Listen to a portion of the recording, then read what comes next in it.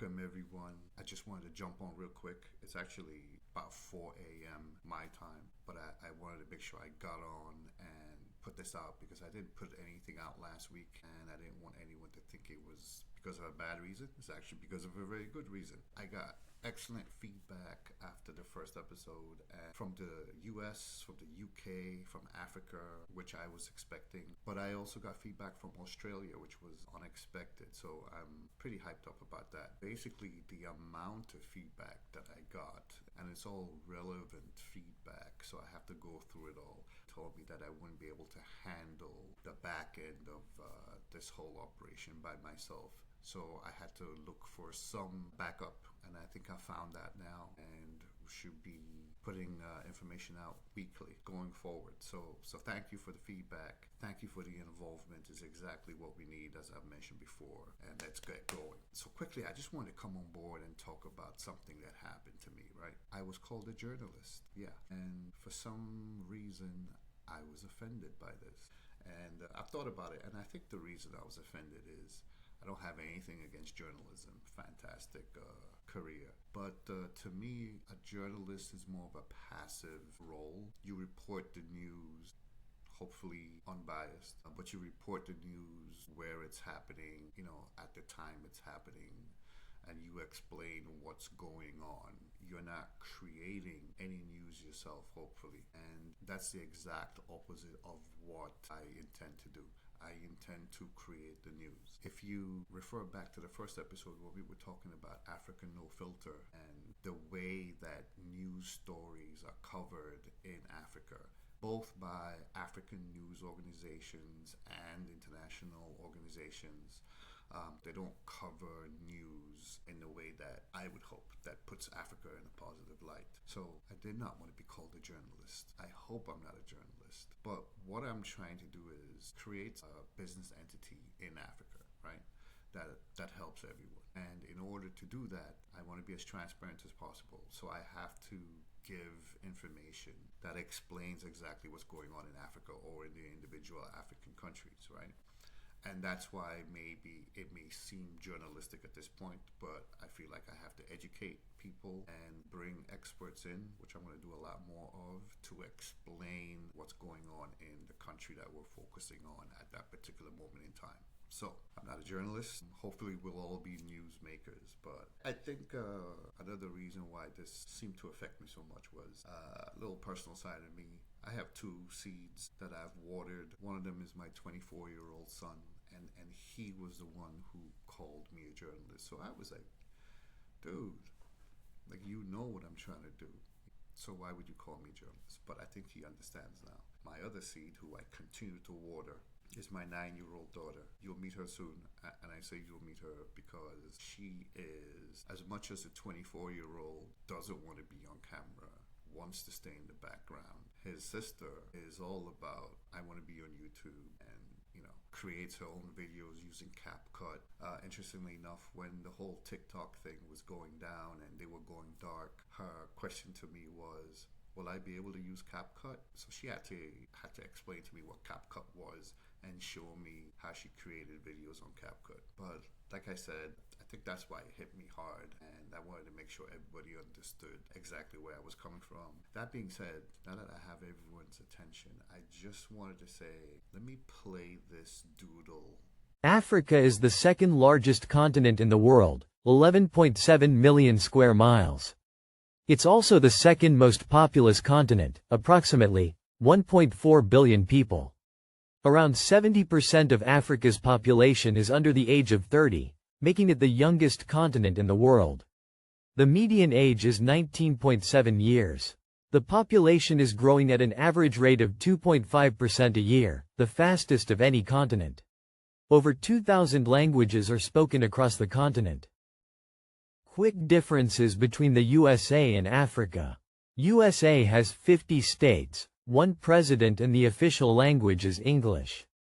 Africa has 54 countries and heads of states, and 38 different official languages, but the 5 dominant ones are English, French, Arabic, Portuguese and Swahili. A tale of 2 trips. On one side, I travel from New York City, New York to Charlotte, North Carolina, It takes me 9 hours and 45 minutes to make the approximately 627-mile trip. On the other side, I travel from Freetown, Sierra Leone to Bissau, Guinea-Bissau. It takes me 14 hours and 35 minutes to make the approximately 489-mile trip. Road conditions. Rivers where I have to wait for a ferry to cross. Have I mentioned 2 international borders? 3 languages, English, French, Portuguese, and 3 different currencies, leones, Guinean francs and West African CFA francs.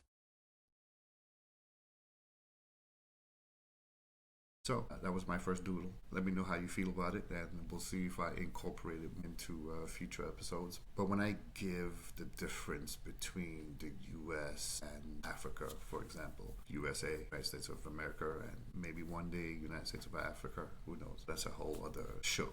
When I give these examples, 50 different states compared to 54 different countries, one president of the 50 states and each individual country having their own leader, 54 different heads of state, and one individual currency compared to all the different currencies in each individual country in Africa, and so on and so forth. Even the traveling, for example, going from New York City to Charlotte, North Carolina, compared to a shorter trip from Freetown to Bissau, Guinea-Bissau, international borders, the different currencies, the different languages. I want you to understand that. But the plan is not to go to Africa because it's too big a piece of the pie to bite off. But we want to focus on individual countries as we go along. And in case you didn't know, or for those of you who do know me, I am from Sierra Leone, and Sierra Leone is on the west coast of Africa, actually. Share my screen and show you a little. And I start with Sierra Leone when it comes to projects introducing you to different parts of Africa. There we are in red, right on the west coast. Makes me smile when I see it. As we go through, you're going to learn so much more about it. There's so much going on in Africa, in Sierra Leone in general. So there's our flag, green, white, and blue. The green is actually for our natural forests, vegetation, the land. The white is for peace, our goal to embrace peace. And the blue is for the Atlantic Ocean. I used to think it was something else. I'll show you what I actually used to think it was when I was growing up. But I hope I'm not messing up this name. I saw this piece from Yulia Denisyuk. We'll have her on because she's a reporter, a journalist. Excuse me, I use the word journalist. But Yulia travels the world and does stories for National Geographic, for BBC. This one that I saw was from BBC, and it speaks about Sierra Leone, the West African nation that's welcoming the world. I'll put a copy of this link in the description, so everyone can go on and read it and become familiar with Yulia's work. In this story, actually, it mentions one of the entrepreneurs, and full disclosure, happens to be a cousin of mine, Mr. Bimbola Carroll. He runs VSL Travel, which is a travel company in Sierra Leone. Now, if you look at this picture, this is what I used to think the flag was. I used to think the green for our land, the forest and vegetation. The white was because of the white sand beaches, and of course the blue was for the Atlantic Ocean. But we'll get Bimbola in the studio so we can talk to him about visiting, business trips, where would you stay, relocating, and so on, so on, so forth. So lots of places, like I said, where we'll get information about Sierra Leone, and I'll give you as many links as I can, and you can do your own research. But I figured that was a good place to start because I'm so familiar with it. This is also a business venture where everyone shares in the benefits. Yes, it's possible. There will be challenges. It's not for everyone. There are some people who will not benefit from this because it just doesn't fit into what they're doing at the moment. This is why I mentioned the relative youth of African countries, because we will be working with the youth primarily. What does youth mean? I mean, I'm 60, so youth is below 60, but it's also going to depend on access to the internet, your comfort with technology, your education level to a certain extent. But That is what I will be proposing. In actual fact, there's so many ways to add and receive from Africa.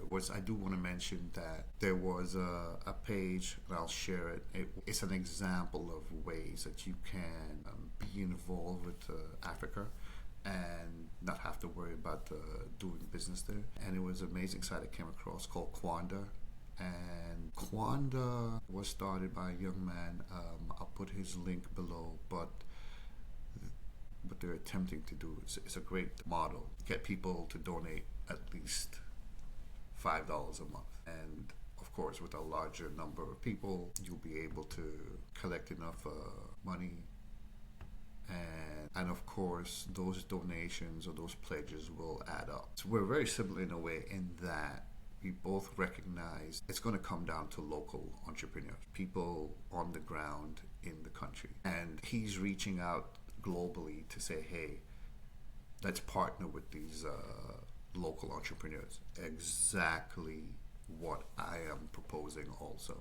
The difference is I am going to propose something where instead of raising and giving capital, it'll be more of a partnership in business. I love this idea. That's why I'm putting it up here. You know, it tells you what the goal is. The goal is to give $1 million in annual contributions.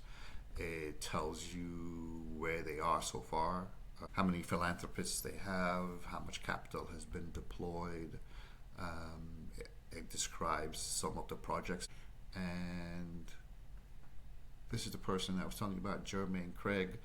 When you click on that, it takes you to his LinkedIn page. I'm not quite sure if I want to put it up there, but I'll put the information. Now, like I said, very similar model, or the thought behind it, not the model itself. Mine is more business oriented, tremendous business opportunities in Africa. And I've always thought, for something that I want to do, I've always thought that the difficulty would be technology. Very close friend of mine, Vicky Remo, who actually owns the VR&C marketing. Let me see if I can share this. This is her page, and once again I'll put the link in the bottom. There's that green, white, and blue again. Peace is good though. Peace is better than white sand beaches. But Vicky, there she is. Vicky is the director of digital media, and she has just put out a story that says that social media in Sierra Leone for the previous year, that would be January 2023 to January 2024, has increased by 36%. Fantastic news, great news, which means this is a perfect time to launch this project. So global interest in Sierra Leone, increased knowledge of technology, increased interest in Africa, increased use of technology, increased use of social media. It's the perfect time to get involved in different projects in Africa. And like I said, the plan for me anyway is to start with Sierra Leone. Sierra Leone's main contribution to their GDP is agriculture. It's about 58% of the GDP. So there's lots of space for technology, for technological projects, and we'll visit the country in future episodes. Please keep the feedback coming, whatever ideas you have. I received an idea from Africa this afternoon on WhatsApp. Thank you very much. And we'll jump into that in the next one. This was supposed to be quick. I hope it was quick enough. This new management that's working with me should get this out to a wider audience, and we can move even faster, okay? But like I said, I'm thrilled. Peace. I'm out of here. I'll talk to you soon. Thank you.